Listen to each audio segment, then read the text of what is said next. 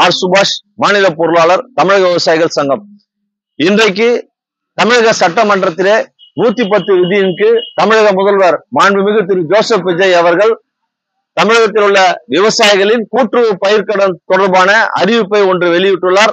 அதாவது முன்பு அறிவித்ததை மாற்றம் செய்து 1 லட்சம் ரூபாய் வரை பயிர்க்கடன் பெற்றுள்ள விவசாயிகளுக்கு 75,000 ரூபாய் வரை தள்ளுபடியும், 1 லட்சம் ரூபாய்க்கு மேல் பெற்றுள்ள விவசாயிகளுக்கு 35,000 ரூபாய் தள்ளுபடியும் அறிவித்து விவசாயிகளுக்கு பெருத்த ஏமாற்றத்தை பரிசாக அளித்துள்ளார். அழுகின்ற குழந்தைக்கு வாழைப்பழத்தை கொடுப்பது போல அவ்வப்போது ஒவ்வொரு அறிவிப்புகளாக அறிவித்து விவசாயிகளை ஏலமிட்டுக் கொண்டிருக்கிறார். இந்த போக்கு கடுமையான கண்டனத்திற்குரியது. எனவே இதை கண்டித்து வருகின்ற 20/8/26 அன்று வியாழக்கிழமை சென்னை எழும்பூரில் எல்ஜி கார்டனில் இருந்து புறப்பட்டு தமிழக சட்டசபை முற்றுகை போராட்டம் நடைபெறும் என்பதை தங்கள் வாயிலாக தமிழக அரசிற்கு தெரிவித்துக் கொள்கிறேன். எங்கள் கோரிக்கை நிறைவேறும் வரை இந்த போராட்டம் தொடரும் என்பதையும் தங்களுக்கு தெரிவித்துக் கொள்கிறேன்.